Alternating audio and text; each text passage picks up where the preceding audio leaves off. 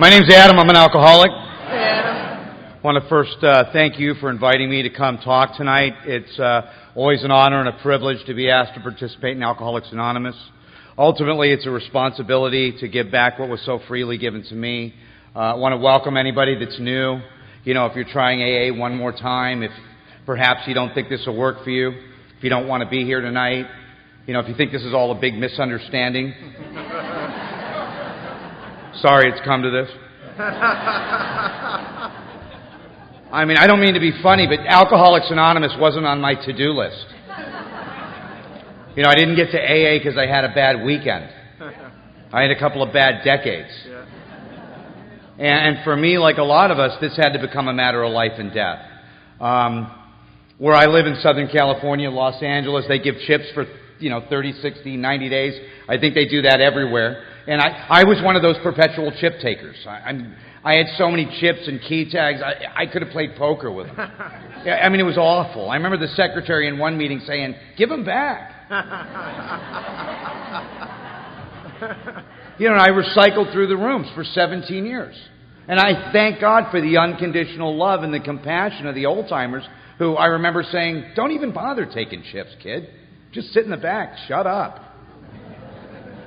But they made it very clear to me that the doors of Alcoholics Anonymous would continue to be open. And if and when I was ready to take actions in Alcoholics Anonymous, that AA would be there for me. And as a newcomer, I remember, there was so much guilt and shame about being, new. I doing that walk of shame over and over and over again as a newcomer. And I remember what I would do is I would go into your head and look back at myself and think, what a loser. My goodness, why can't you get this? What's wrong with you? And I know the old-timers were judging me. If you're new, we're judging. We make bets.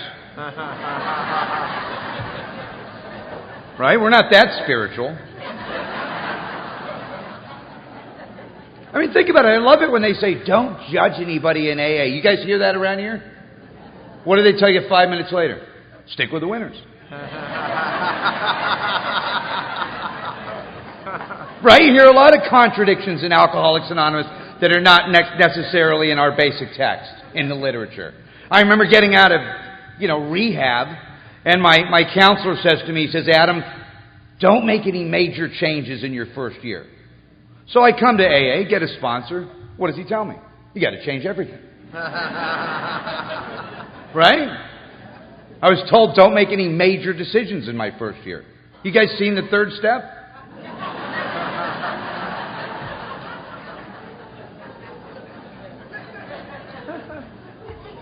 How about don't get in a relationship in your first year? That's a good one. No one knows if that works. No one's ever done it.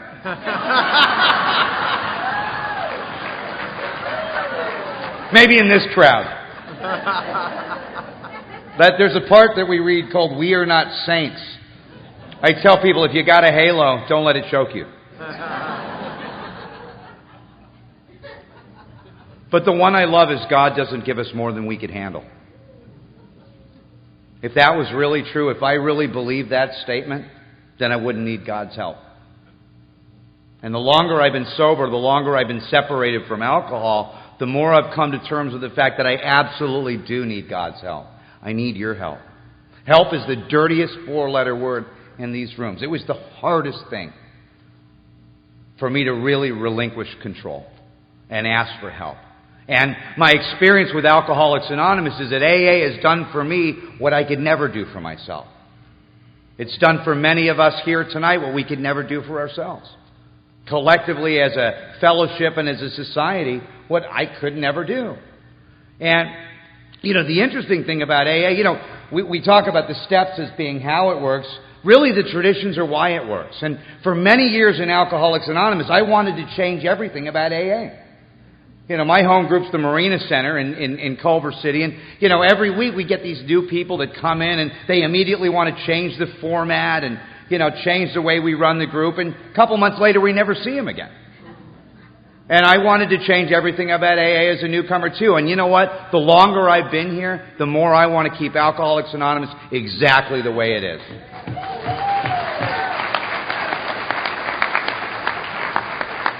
You know, steps stop me from committing suicide. If you haven't noticed, the 12 traditions stop us from committing homicide. Oh, you don't believe it? Get involved in a business meeting. Or a committee. One of us doesn't work the steps, one of us dies, right? If we don't work the 12 traditions, we all die. And again, for me, like a lot of us, when Alcoholics Anonymous really became a matter of life and death for me, then I started to truly respect the thing that was saving my life. You know, you want to see some drama? Get between an alcoholic and a drink. Want to see some drama in my life? Get between me and Alcoholics Anonymous. And, you know, I mean, for me as a newcomer, looking back at it, what I would do is I used to come to meetings drunk. Now, the interesting thing about Alcoholics Anonymous these days is if you see somebody drunk in AA, the first thing people say is, "Oh my gosh, what's he doing here?" Right? I mean, think about it. With the event of treatment, which swoops a lot of us up in our most desperate moments, throws us into yoga class, craft hour, nature walks.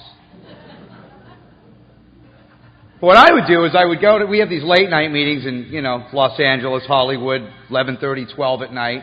And I would go to 7-Eleven, get a big gulp cup, fill it up with liquor, put a little splash of Coca-Cola on top. Then I'd cruise into the late night AA meeting. Do some of my best sharing. Looking for friends.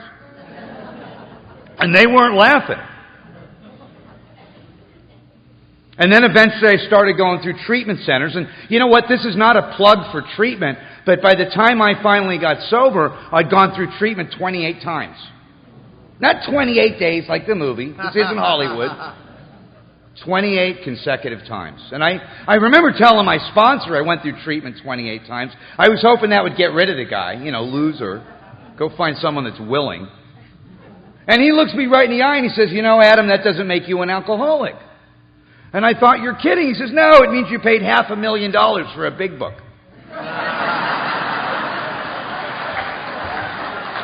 I wasn't laughing at that either. I didn't think that was funny. The big book's making a big comeback in AA. And I'm not going to start quoting pages tonight out of the big book. But page 101 of the big book says any scheme that attempts to shield the alcoholic from temptation is doomed to failure. See, treatment was a great place to fatten me up for another run, but treatment never solved the problem. And I always thought the problem was alcohol. And a friend of mine, he said, Adam, that little bottle of Jack Daniels you got there, that little shot glass, that little drink, that little 12-pack, he said, if that's your problem, you're probably not an alcoholic. And then in the very next breath he says to me, and if you are in fact an alcoholic, the type that's described in the doctor's opinion, in the big book of Alcoholics Anonymous, your problem isn't alcohol. And it took me another decade to understand what he was trying to tell me. Because for me, it was obvious I couldn't live with alcohol. Everyone could see that. From the time I was in junior high school, they call it middle school now. I mean, I'm in 8th grade. I'm already passed out under the bleachers, peeing in my pants, drooling on my desk. My nickname was Space Cadet in 8th grade. I couldn't find homeroom. But see, the greater aspect of this disease for me as an alcoholic is not that I can't live with it, but really that I can't live without it. Not happily and not successfully. And what it really means for me to be an alcoholic is that I have a mind that somehow always takes me back to alcohol. A mind that always leads me back to a drink. I have a mind, a defiant mind, a mind that will argue with anybody about anything at any time. You tell me it's black, I'll tell you it's white. You tell me it's big, I'll tell you it's small. You tell me to go left, I'll go right with an attitude. And then I'll blame you for eternity. Defiance dogs my every step. That's why we say denial is an acronym. It stands for don't even notice I am lying. Think about it. You could tell an alcoholic, but you can't tell him much. Right? You don't believe it? Try sponsoring somebody.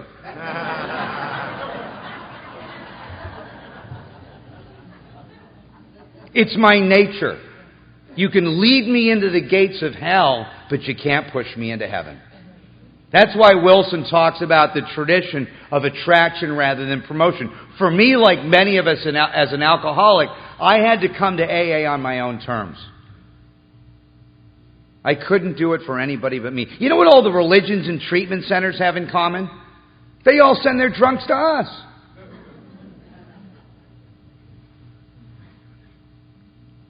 And I remember it like it was yesterday, that turning point for me when I was in one more treatment center. I was 120 pounds. I was dying of alcoholism. I was broken. I was hopeless. I was dirty. I'd let everybody down one more time. Remember that great feeling in detox? Some of you guys were probably just there. And I'm sitting in the detox circle with my fellow associates. A vision for you.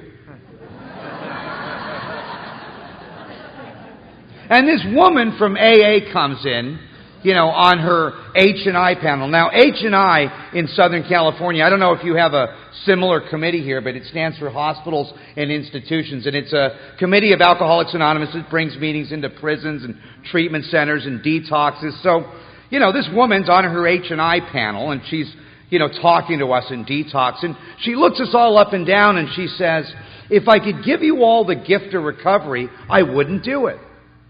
And I looked at her and I looked at the guy next to me and I said, what a bitch. And then she said something that would later change my life.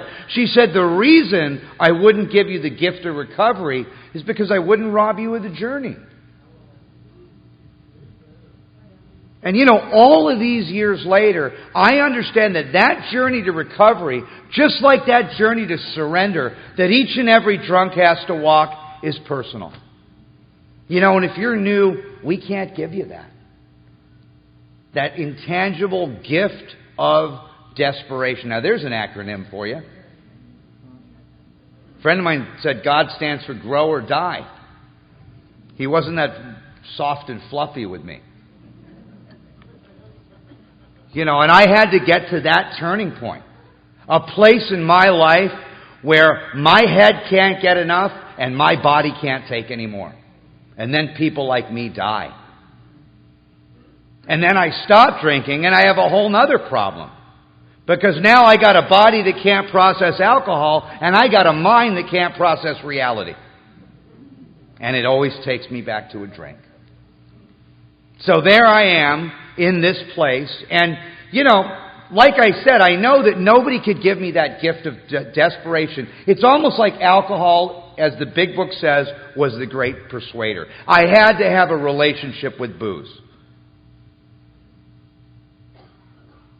I had to get to that place of hopelessness. And, my experience now is that I could write all day long on step one. Until I'd beaten down that liquor store door at 5 in the morning, 5:59, over and over and over again. Or paid the clerk at 7-Eleven after closing $100 for a six-pack. Or done a lot of the despicable, diabolical, disgusting things that many of us do on that journey to pitiful and incomprehensible demoralization. You think writing about it was going to help me see the truth? I had to have a relationship with alcohol. And, if you're new, if you haven't noticed, we're the only people that want a reward because we ran out of a burning building. Think about it.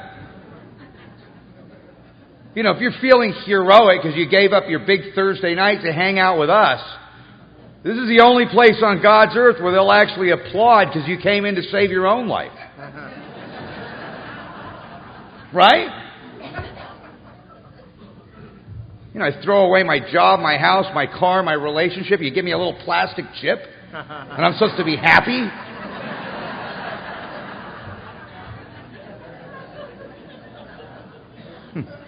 So if you're sitting here thinking about drinking, that beats the heck out of being in a bar right now thinking about getting sober. Welcome to AA.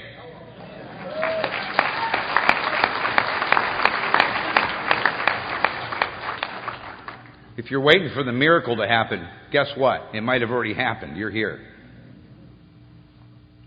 You know, I know that for me, you know, my mom and my family are sleeping better tonight because I'm here. And if I live to be 100 years old, I could never pay Alcoholics Anonymous back for that freedom and the relationships and the love and the roadmap to spiritual success that I found because of Bill and Bob. You know, I want to welcome you again if you're new. I remember when I was new, my sponsor said to me, he said, Adam, I want you to buy a black suit. And I said, why? And he said, well, if you stick around Alcoholics Anonymous, it'll come in handy. Unfortunately, you'll go to a lot of funerals. And then he said something really nice. He said, oh, and by the way, if you drink again, at least we'll have something nice to bury you in. He was mean. You know, but my experience today is that if you baby the alcoholic, you'll bury him. I needed to hear the truth about alcoholism. That it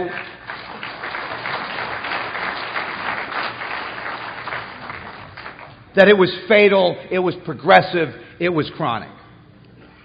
And I know a lot of people throw the phrase out, don't drink no matter what. But, you know, in my mind, I think, why don't you join Nancy Reagan's merry band of winners and just say no? When everything demands that I stand and deliver, I show up drunk. I have no effective mental defense against the first drink. I can't bring, like the big book says, into my consciousness with sufficient force the pain and suffering of a week or a month ago. I love it when people say, what's your drug of choice? I'm like, alcohol's my drug of no choice. I don't choose not to drink. I'm powerless. Yet when I become willing to take other seemingly unrelated actions, all of a sudden I have freedom from alcohol. And I really think in many ways that's the message of Alcoholics Anonymous. You know, we talk about jails, institutions, and death. You know, that's kind of like hamburgers, fries, and a Coke. You know, but I do a lot of service in detox centers, and, you know, there's this language that you hear. It's a second language. It's called victimese. Like they just can't seem to realize that the drinking bone connects to the detox bone. Or the jail bone. It's like a big leap for them. And I guess it was for me. That's why I have to continually stay in the middle of this thing. So I can stay really clear on the truth in my life about Alcoholics Anonymous. You know, that victimese thing that they have, it usually starts with, I lost everything. I'm like, I didn't lose anything. It was all drink coupons for me. You know, I know there's a relationship for me between willingness and surrender. And I see it in my life. They seem to be equally proportional. You ever notice you'll never see anybody more willing to work the program of Alcoholics Anonymous than the guy that comes crawling through the back door of your home group after a long, hard run? And he'll do anything, right? 90 meetings in 90 days. First day out of detox, he's got 3 sponsors. Right? He wants to take our whole coffee pot home with him. Doesn't even have a trunk to put in it. That's how we lose half our literature. And that same guy, 30, 60, 90 days later, is looking me right in the eye saying, you mean we got to go to meetings every day? And like a prize fighter, I throw in the towel, and then I start to take the towel back one little piece at a time. I take my will back. And it's so interesting because you hear it in every meeting. People that do not recover, people that cannot or will not. And I look at my resistance, the thing that's blocking me from spiritual freedom. And you know what it is? It's another form of denial. Because we talk about admission, the opposite of admission for me is denial. But there's two kinds of denial for me. There's denial about the problem, but the greater aspect of denial for a drunk like me is about the solution. That these time-tested steps, this plan of action, this roadmap to spiritual success, it's not going to work for me. You know why it's not going to work for me? Because it wasn't my idea.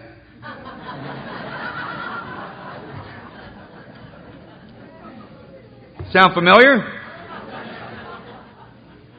Like minds think alike. You know, and I really had to come to terms with what that willingness is. And I understand for me today that there is a relationship between the act of surrender and the state of surrender. The act of surrender is what got me into AA over and over and over and over again as a newcomer. But see, the state of surrender is a completely different concept. That's kind of like what's keeping the old-timers here. It's completely different. It's kind of like watching a swan glide across a pond of still water. It's so beautiful, so effortless. It's so graceful. But you know what's going on under the water, right? That swan's paddling like hell. And if you're new, if you haven't noticed, we have a chapter in the big book, Into Action. We don't have a chapter into feelings. Go tell your therapist that. Right? We don't have a chapter into thinking. We ought to have a chapter into whining, right? From the podium. At the noon meeting. No offense. I'm like, get a job, man. And for me, like a lot of us, I became willing to take actions in Alcoholics Anonymous that I did not believe in. I was asked by my sponsor and my home group to set aside everything I thought I knew about AA, about the 12 steps, about God, so I could have a new experience with this thing. Everything that I thought I knew about God, about myself, and about others. Because if you added up those three relationships, when I came to AA, if you took my relationship with God plus my relationship with self plus my relationship with others, and you put an equal sign under it, it's simple math. You know what it equals, right? Detox.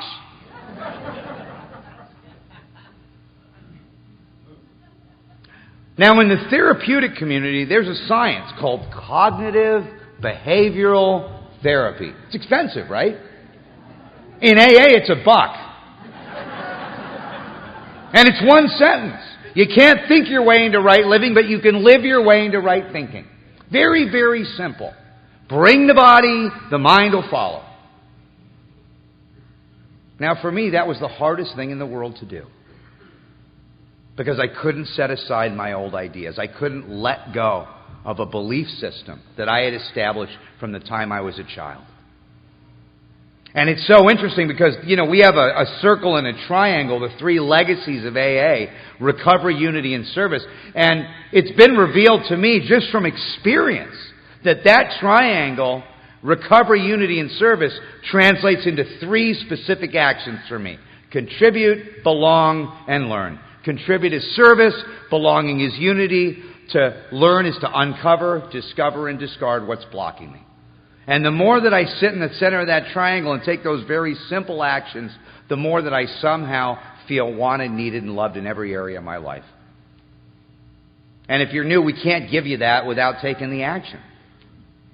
You know, I couldn't experience that until I was willing to take actions here that I didn't believe in. It's just that simple. If there's a weight pile and I lift weights every day, am I going to get strong? Doesn't matter how I feel about it.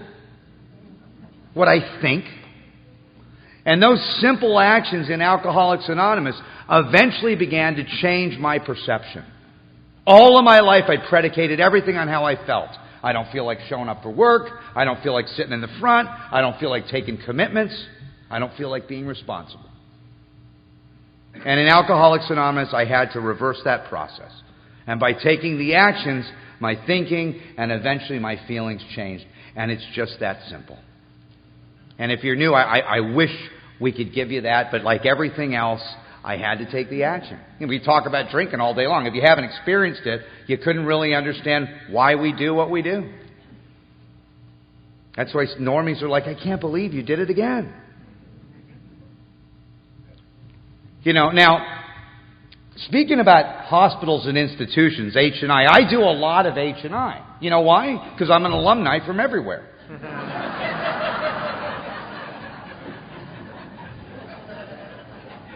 And one of the panels that I have at the Veterans Administration, I've had it for years. One of the greatest illustrations of surrender that I'd ever experienced came out of one of those panels at the VA. Now, you get into a room, we have big meetings at the VA in West LA, maybe like 100, 150 guys, soldiers. Now, you get in a room full of soldiers, and you start talking about surrender. You know what happens, right? Room gets quiet. Dead quiet. Especially Marines. But if you ever watch a soldier surrender, like on CNN, the illustration's perfect. And you might want to relate it to alcohol if you're new. You ever watch a soldier surrender, you'll see the soldier take the rifle, very slowly lay it on the ground, sit down on the side of the road, wait for someone to tell him what to do. Right? When you got 40 AK-47s pointed at your head, you don't throw down the gun with an attitude. Kind of like these guys put their court cards in the basket. Think about it. You're not sitting on the side of the road looking back at the gun, because if you do, someone's going to shoot you. Am I looking back at alcohol? Am I looking back at the magic that I once found in booze? Is that the euphoric recall, the peculiar mental twist, the lurking reservation that Wilson talks about? Is that what it is? It's so interesting because for me, when I look back at it, it's almost like I'm in the high school gym 25, 30 years later. Girls are gone, the lights are out. It's an empty room, it's dark. I'm all by myself in that room saying, where's the party? Now, there's no disco ball where I was drinking. We talk about my worst day sober is better than my best day drinking. My worst day sober is better than my last day drinking. And I think about those moments when life had its moments, and for those moments as an alcoholic, I'm willing to give my life to recapture and recreate the magic that I once found in booze. It's almost like Oz never gave the Tin Man anything he didn't already have. What am I trying to put in myself that's not already there? Because that idea will kill me. It's interesting because there's a guy named Dr. Harry Tiebout, and you can look him up on the internet. It's not an outside issue. In fact, he's one of the contributing members to some of our original literature. And Tiebout talks about the difference between compliance and surrender. And it's interesting because, compliance by definition is cooperation without agreement. And I've been in compliance with AA for years. Doing it for sober living, doing it for the judicial system, doing it for the parole department, doing it for DCSF. Where I live on the west side of LA, they do it for the trust fund.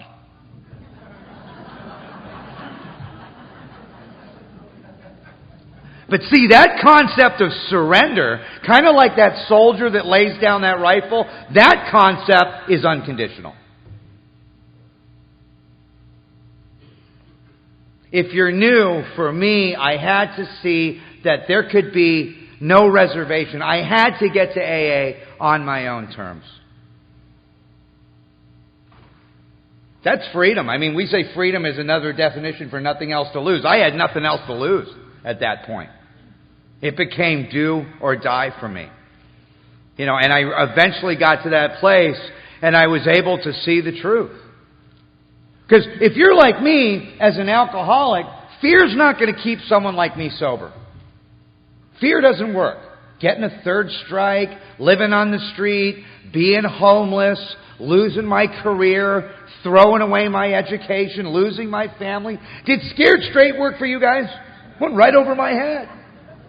Now the big book talks about the problem drinker and illustrates the problem drinker as someone that can stop or moderate given sufficient reason, right? Big difference between a problem drinker and an alcoholic. Think about it. You get a problem drinker and a real alcoholic in a jail cell for, say, drunk driving. You got two completely different philosophies going on.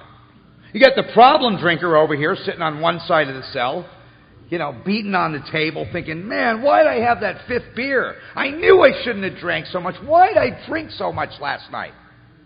The real alcoholic sitting over here on the other side of the cell thinking, why did I take Interstate 4?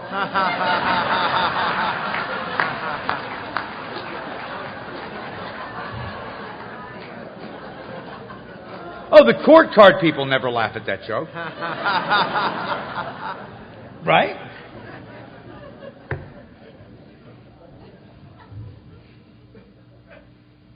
Problem drinker's wife says, honey, if you don't stop drinking, I'm leaving you. Problem drinker cleans up his act, doesn't drink in the house, gets a little Visine. Now, if my woman says to me, honey, if you don't stop drinking, I'm leaving you. You know what I'm thinking, right? I'm thinking about single life. And I got to look at my relationship with alcohol, because if anything got in the way of alcohol, it was out of my life. I mean, alcohol completed me. It had me from hello. I used to say, don't drink no matter what, but alcohol wouldn't listen. Alcohol was my master. It owned me. And if anything got in the way of booze, it was out of my life. In fact, I slowly compromised everything to continue to drink. And if you're new, my experience with Alcoholics Anonymous is almost the same. If anything gets in the way of my recovery, it's out of my life. A woman, I don't care how beautiful she is, how much she loves me, how great she makes me look. Oh, I got an ego. I'm entitled. I remember the first time I said that from the podium, there she was in the back of the room. She's like, honey, you don't look like an alcoholic. Oh my goodness, you're not speaking again. It's the weekend.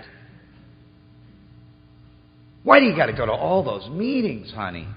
Oh my gosh, that program of yours, it's getting in the way of our relationship. Yeah, you heard that too, huh? So a couple months later, it's Thanksgiving dinner. It's meet the parents night. I'm at the head of the table, her and her lovely family. Out comes the exotic wine. She's like, honey, you can have one glass of wine. Oh, come on, just one glass. Sweetie, it's natural wine. 4 more rehabs. Oh, yeah, I stole her purse that night. Went down to the hood and got an outside issue.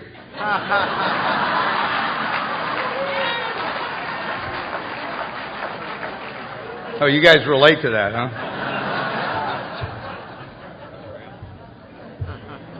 And she came to detox with a get well card. Oh, yeah. I got 4 cards from that one. She had another problem. Yeah, for her, a slip was 10 minutes of compassion. I know, I spoke at an Al-Anon convention a couple weeks ago. They didn't like that. They can't stand to see us have fun.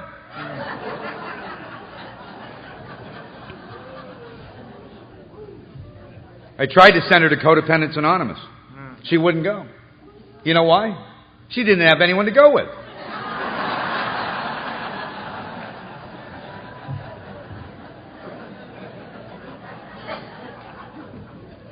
It's horrible, isn't it?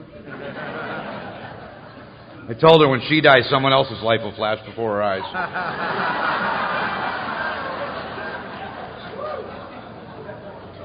I'm going to quit before I get fed to the alligators. But that's the reality for me. If anything gets in the way of AA, it's out of my life. I have sponsees that pay more in taxes than I earn all year. They have these huge careers and these little tiny AA programs. I've never seen one of them stand the test of time here. What do I do for a living? Oh, I stay sober. Oh, what do I do for money? That's over there. Now, if I get those two things mixed up, I'm back in handcuffs. I get those two things mixed up, I'm back in an emergency room. Or I get a double header, I'm handcuffed to a gurney in an emergency room. Oh, I've been there.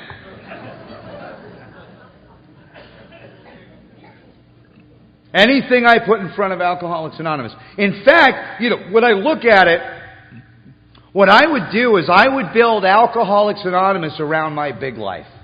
And as my life slowly expanded, what would happen is AA would become more and more inconvenient. And what I've had to do in order to stay here and really thrive is to build my life around Alcoholics Anonymous. So if you're sitting in here and you feel like you're on the outside of this thing looking in, maybe you are. And I had to really think about it. Was I really committed to a home group? Like that triangle, recovery, unity, and service, my head, my heart, and my feet had to be moving in the same direction. My head is inventory, my heart is service, my feet are meetings. That's what being in the middle of it is. And there's a big difference between being in AA and on AA. It's kind of like the difference between being in a submarine or on a submarine. Right? When the ship takes a dive, I guarantee you'll find out if you're in it or on it.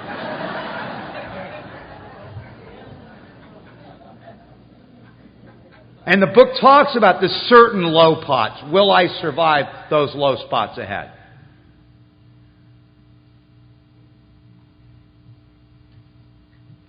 Life or death. See, for me, self-knowledge won't fix me. I've had every relapse prevention class known to man. $500,000 big book, believe me. I've had all the therapy available. And I'm behind a dumpster again on Skid Row in downtown Los Angeles, drunk, drooling on myself with a bottle of whiskey, reciting chapter 5 out of the big book. Right? And the bum next to me is like, will you shut up, man? You're ruining my high. Give me that bottle. And I'm crying because I can't get back here. Because I got a head full of AA, I got a belly full of booze, and I'm separate, different, and alone one more time. And if you think that sounds painful, you know what's worse? Being in this room tonight, being a real alcoholic and not working the 12 steps. It could be worse. Coming to meetings late, leaving early, not having commitments, not having a sponsor, not being of service. I mean, it's worse. You have no anesthetic. And it's very interesting because, we always talk about the guy in his first 30 days, and we have these moments and milestones of recognition. First 30 days, 60 days. We ought to have a moment of recognition for the guy or girl in their last 30 days. Think about it. You can always spot them. Just ask them how they're doing. I'm fine. I'm like, really? Why don't you tell your face that? But it's a tragedy because you always hear about him later. Remember so-and-so used to sit in the front row? He went home and shot himself. Overdose. He's got a third strike. See, I don't want to be in my last 30 days. I know what it's like to sit in a room or a meeting of Alcoholics Anonymous and be in my last 30 days. And you hear people say, oh, we're all the same distance from a drink. I don't believe that. You think this guy here's got 4 or 5 commitments, working with new people, has a home group, has a sponsor? You think he's the same distance from a drink as this guy here that's doing nothing? And I don't mean you. What you get for sitting in the front row, right? See, all of my life I was one decision away from a drink. And today, between me and that decision, there's a whole world called Alcoholics Anonymous. And it's about commitment, it's about tradition, it's about people like you, it's about rooms like this, it's about a loving higher power in the midst of all of that. And we talk about, you know why the grass is greener over there? It's because they're watering it. And I didn't understand that relationship. And I saw myself one more time back in relapse prevention class, learning about my triggers. Counselor, waking up's a trigger for me. Like, sir, will you please go back to your dorm?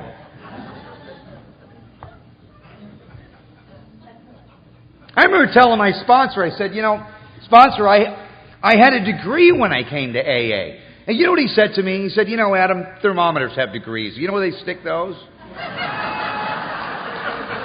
He was mean, vicious, insensitive to my feelings. See, the knowledge is necessary. It's necessary for me to win the confidence of a newcomer. Where no one else could do it. Where the clergy couldn't do it. Where the therapist couldn't do it. Where the drug and alcohol counselor couldn't do it. Where the parole department couldn't do it. Another drunk was able to win my confidence. Because he lived like me. He felt like I did. Not just with a drink in his hand, but more importantly, in untreated alcoholism. Another alcoholic was able to win my confidence when we talked about resentment. When we talked about selfishness. When we talked about dishonesty. When we talked about fear. Another drunk was able to win my confidence because he lived and felt like I did. And you know what the greatest thing I ever heard in AA was? 3 simple words. Yeah, me too. And somehow through that process, I realized how really the same so many of us are. It was just that simple. On the way over here, we were talking. I know a crowd like this. Do you guys remember Gilligan's Island? Did you ever notice that Gilligan's Island was the 7 deadly sins? Think about it. The captain was gluttony. Gilligan was sloth. Mary Ann was envy. Ginger was lust, right? Mr. Hal was greed. Come on, I would have killed everyone on the island but Ginger. Maybe I would have kept Mary Ann around for a little drama. But see, the process of another drunk working with me and me working with someone else is that I saw that all of these instincts and all of these defects and these shortcomings that we talk about are a natural part of being human. The things that I was so ashamed of, these defects. And it's so common. What I do is I put down the drink and then I pick up the fork. That's gluttony, right? Next thing you know, I'm naked in front of the mirror and I'm crying my eyes out saying, God, I can't live like this. Step 6 and 7. So what do? I put down the fork and then I pick up the credit card. Now I'm going to fix what I did with the fork, right? I'm in liposuction. I'm back at Ross buying clothes, trying to cover it up. Then I'm in bankruptcy court on my knees in step 6 and 7 saying, God, I can't live like this. So I put down the credit card and start acting out in the rooms. Can't go to that meeting again. I love it. There's 412-step programs. They're all identical except for the first half of step 1. And my experience is it's so easy for me to play musical poisons in the first half of step 1 and never really address the problem. And I did that over and over again. And what my book says is that when we straighten out spiritually, we straighten out mentally and physically. So I love it. You come into AA and you got all these other things going on. You've got alcoholics. Then you got alcoholic addicts. Then you got addict alcoholics. They're somehow different, right? Of course, you got the dope fiends in the back. They're worse than all of us. And my experience with AA today is that if we don't have a common problem, we don't have a common solution. Alcohol. My mind always takes me back to drinking. Self-knowledge. You notice at the end of these meetings, they don't say, keep coming back. It works if you know it. It says works if you work it. And my experience is that these principles, it is only through application and practice that I become spiritually fit. Thinking it through doesn't work for a guy like me. I love it when they say, just play the tape through. I love that. I'm driving my brand new car down the freeway past Skid Row, and I play the tape through. to the cardboard box, the dumpster. And you know what my head tells me? Oh, Skid Row wasn't that bad. Toothless honey, I can make it on Skid Row. That's insanity, you know. Normal people don't laugh at that.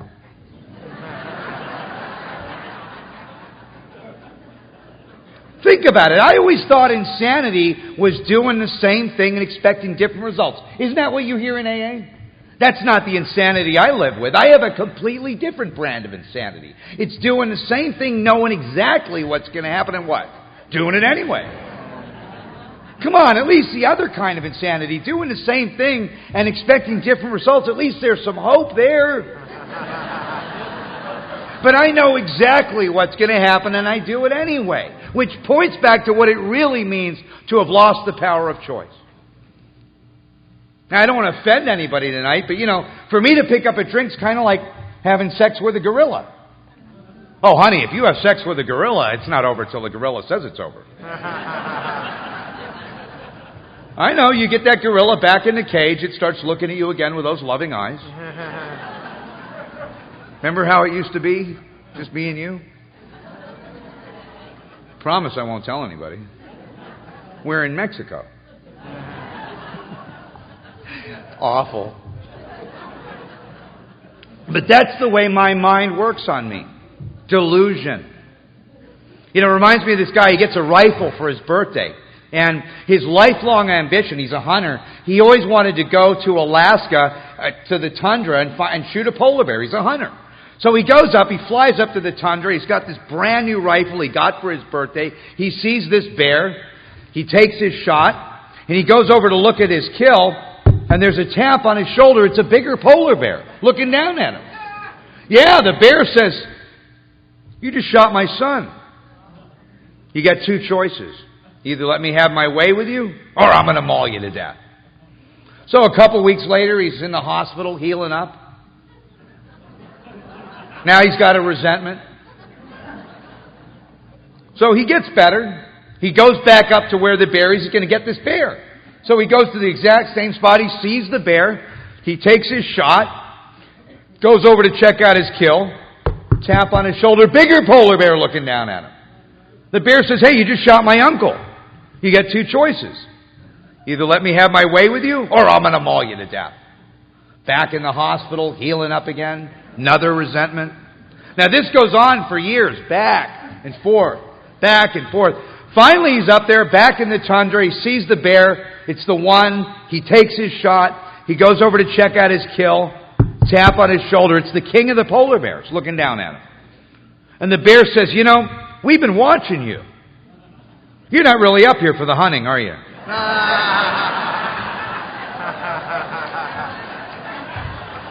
It's a little graphic. But if you read the Jaywalker in the big book of Alcoholics Anonymous, it's really not that far-fetched.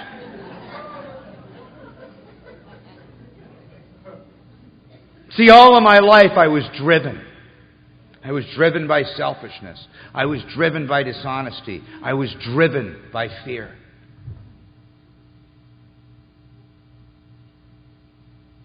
By resentment. And I look at that today. It's like, you know, when they drive cattle, it's an interesting word. You ever see the four horsemen that drive a herd of cattle? If you're in the middle of that herd, you don't even know you're being driven. But you know where cattle's driven, right? It's driven to the slaughterhouse. And all of my life I lived in that delusion. And it's so obvious today. It's so classic. You know, I knew he was a crackhead. I can't believe he robbed my house. Right? I met her in rehab. I can't believe she drank. I mean, the delusion that I live with. The faulty relationship with this power based on self-reliance. The resentment that drives me to a state of spiritual maladjustment that I have only one choice: to drink. And unless I can find something to solve that spiritual problem, I'm doomed. My mind will always take me back to a drink. And eventually I had to really see that You know, when I was talking about it earlier, this body that can't process alcohol, this mind that can't process reality, you know, a lot of people come into AA. I've seen people that I drank with. You know, the doctor's opinion talks about the thing that ties us together is the phenomenon of craving. But a lot of people come into AA, and as soon as they put that drink down, you know, they fit in. I mean, you hear it in chapter 5. Every time we read chapter 5, we talk about our personal adventures before and after, make clear 3 pertinent ideas, right? A, that I'm an alcoholic and I can't manage my life. B, that probably no human power can relieve my alcoholism. And C, that God could and would have sought. And I'm thinking, before and after what? But for me as an alcoholic, it's before and after I put down a drink. The problem drinker comes into AA and thinks the second half of step 1 is because of his drinking. If that's true, stop drinking.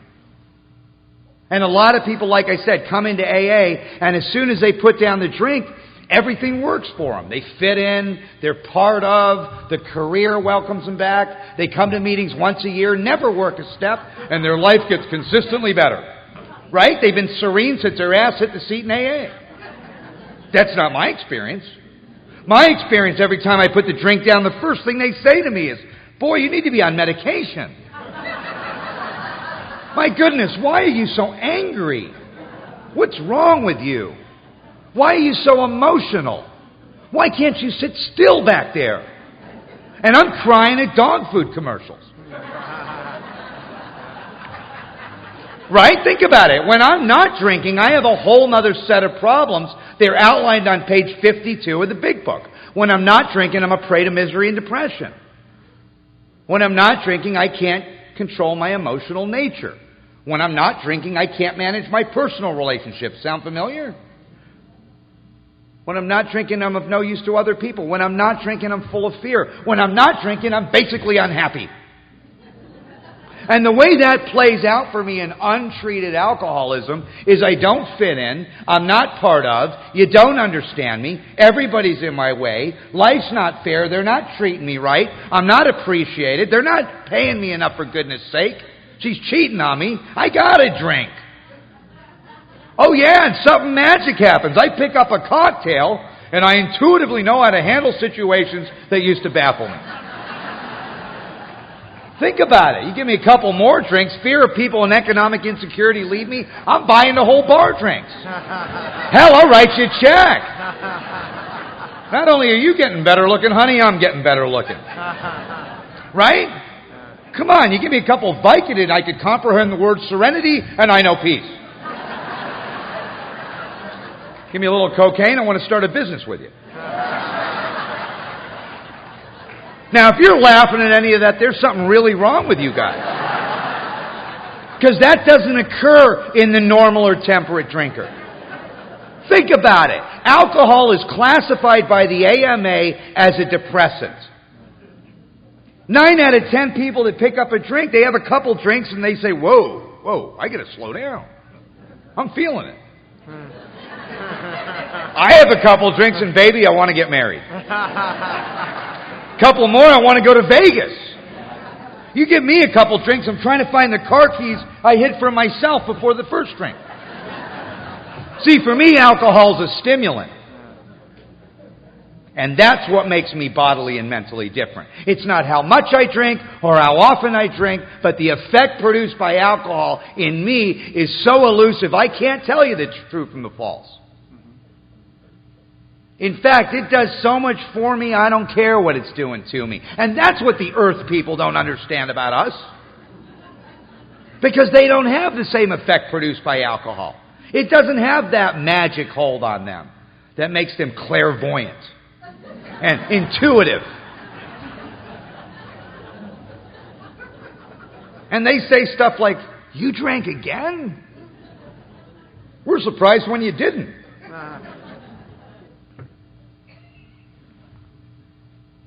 At some point, looking at the promises, what I did is I suddenly realized that alcohol had done for me what I could not do for myself. And what the promises really say at the end of the promises, it says, we suddenly realized that God could do for us what we could not do for ourselves. Didn't some of us suddenly realize that booze had done for us what we could not do for ourselves? Because if that's really true, then there's a relationship between God and alcohol.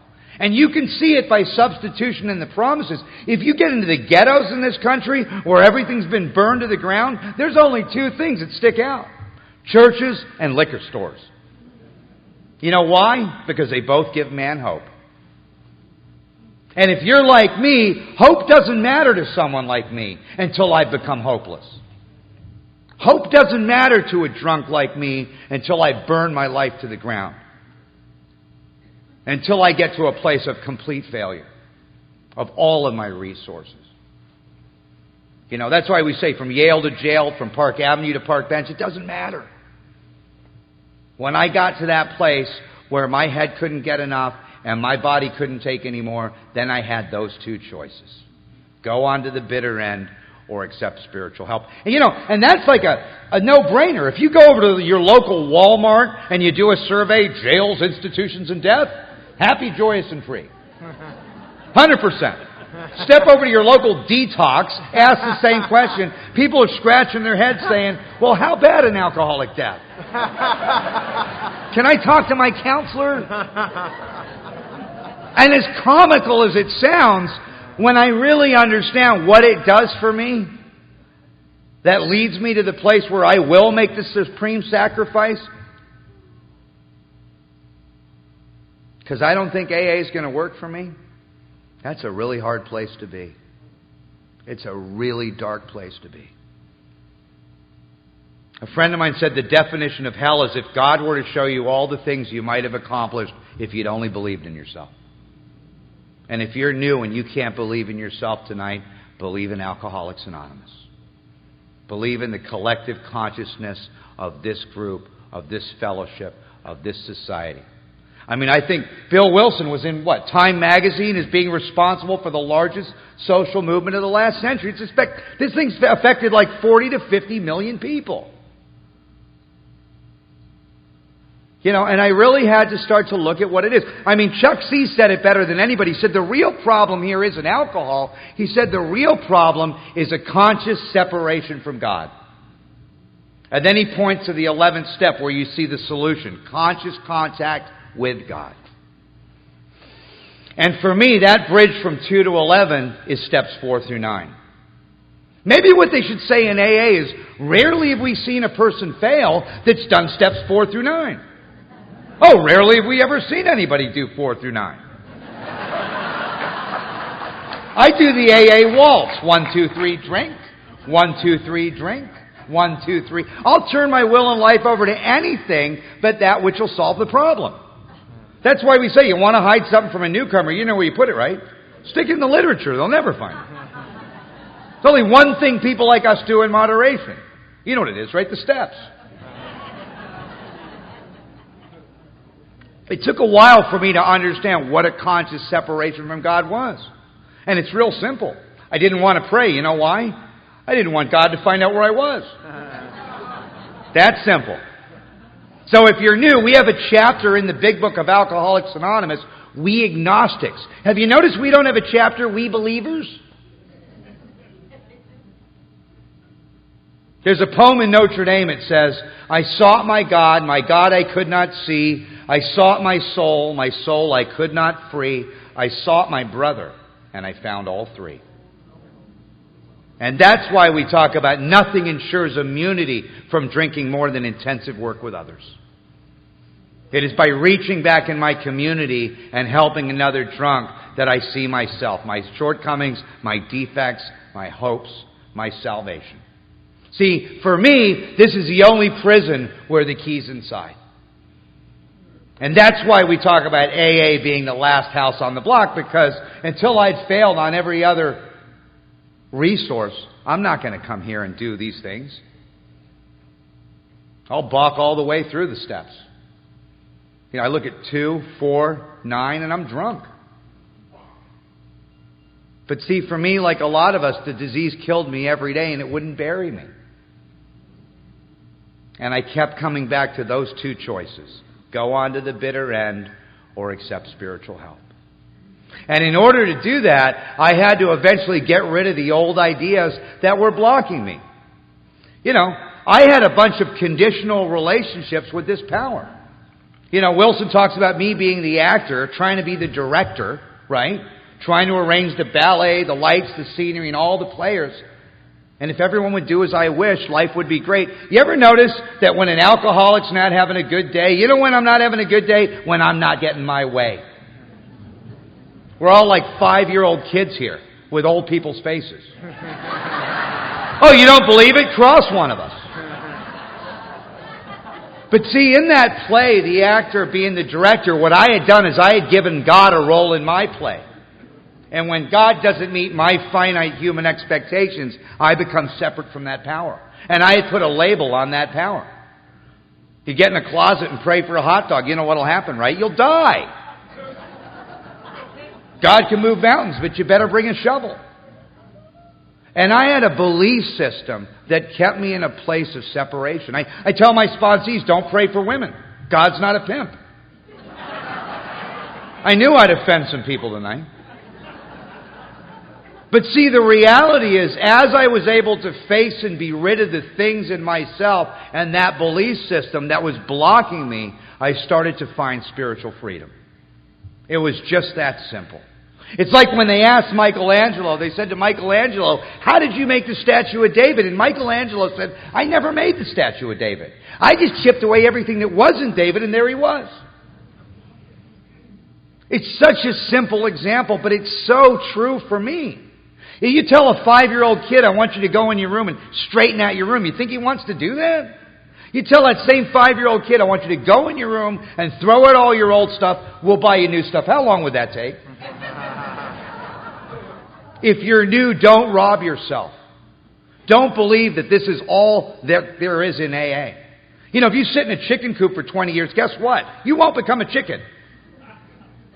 And I didn't understand that unless I took these time-tested steps, unless I was rid of the things in me that were blocking me, I would never realize the spiritual awakening that Wilson was talking about.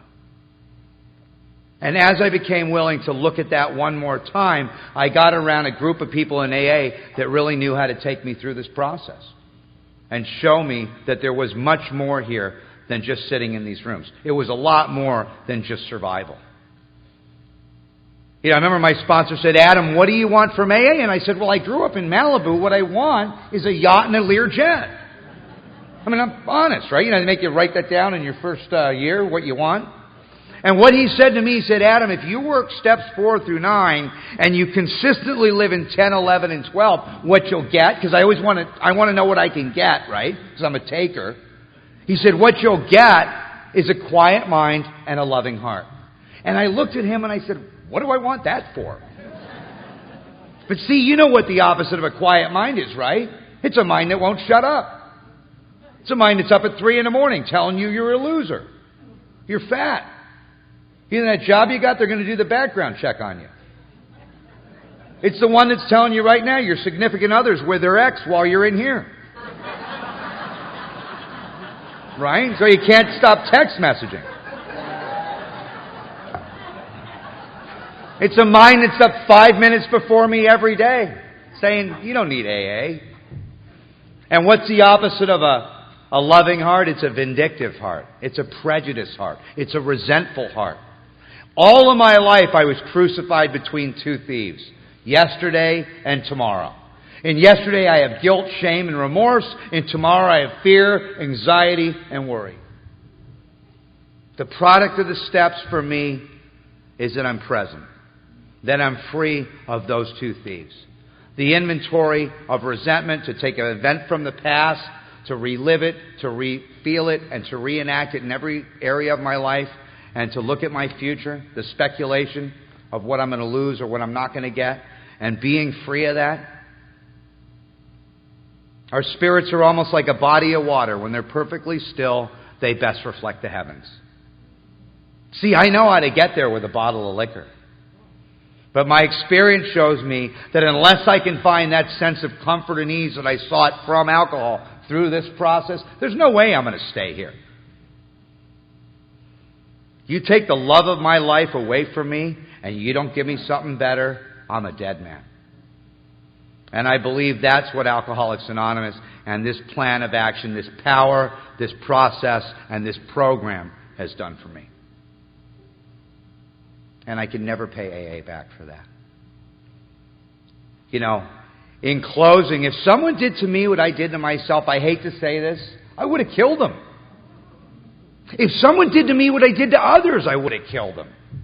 And then I come in these rooms, you want me to pray? I thought God had been watching. Those three relationships, with God, with self, and with others, I was bankrupt. Like I said in the beginning, I was broken in those three areas. If you really look at the 12 steps by design, the steps remedy those three relationships. Steps 1 through 3 recreate and develop a relationship with God. Steps 4 through 7 recreate and develop a relationship with self. Steps 8 and 9 recreate and develop a relationship with others. It's that simple. 10 maintains my relationship with self. 11 maintains my relationship with God. And 12 through service maintains and develops my relationship with others. So coming out of the steps, I'm able to live in harmony in those basic fundamental relationships. There was a great spiritual teacher. He was asked, what's the most important thing of all your teachings? He said, love God with all thy heart, love thy neighbor as thyself. And if God scares you out of these rooms, don't worry about it. If you're a real drunk, booze will scare you back in. We got you. Back to those two choices. I have to look at that truth in my life. In steps 1 through 3, I give it up. 4 through 7, I clean it up. 8 and 9, I make it up. 10, 11, and 12, I keep it up. And as a product of that, I'm able to navigate around the drama. I'm able to match calamity with serenity. I'm able to stay in fit spiritual condition. I'm able to reach back in my community and help another drunk. See, there's only 3 prayers in this life. One is, God help me. It got most of us in this room tonight.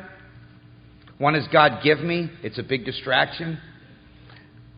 The prayer we never say is, God use me. And I thank you and the committee and everyone here for using me tonight to hopefully carry some message to maybe just one person. And I'll be forever indebted and grateful for that. Part of the word spiritual is ritual. And I have to look at the simple, unrelated things that I've been taught in Alcoholics Anonymous that have truly given me that freedom. You know, one of the oldest stories in AA, and it's really an example how this works for me, about a little 5-year-old kid. 5-year-old. He wants to play with his dad. The dad's an accountant. He's trying to think of a way to occupy the little 5-year-old boy. So what the dad does is he grabs a map of the world. You know, National Geographic, they have those great world maps. Dad rips the map of the world up into 50 pieces. He gives his son some tape. He says to the little boy, I want you to put this map of the world back together, and when you're done, we'll play. And he's thinking it's going to take this little 5-year-old an hour. Finally, some relief. Little 5-year-old boy comes back in 3 minutes. He's got the whole map of the world taped back together. It is perfect. The dad says, that's impossible. I'm 50. I couldn't do that. How did you do it? And the little boy says, you know, Dad, on the back of the map of the world, well, there was a picture of a man. I just put the man back together, and the whole world fell into place. If you're new, that's the spiritual technology of Alcoholics Anonymous for me in my life. To rebuild the man, 1 through 3 with God, 4 through 7 with self through inventory, 8 and 9 with others through amends, and to maintain, develop, and grow in those 3 simple relationships, 10 with self, 11 with God, 12 with others. And through that process, you know, I've been given a freedom that I could have never, ever imagined. I used to hear people say, I'm a grateful alcoholic. I want to throw up. But what I've come to understand about the disease of alcoholism is that this is the only disease when treated that leaves the sufferer in a better position than if they never had the disease. And I could only discover that through doing the work. Thank you for my life.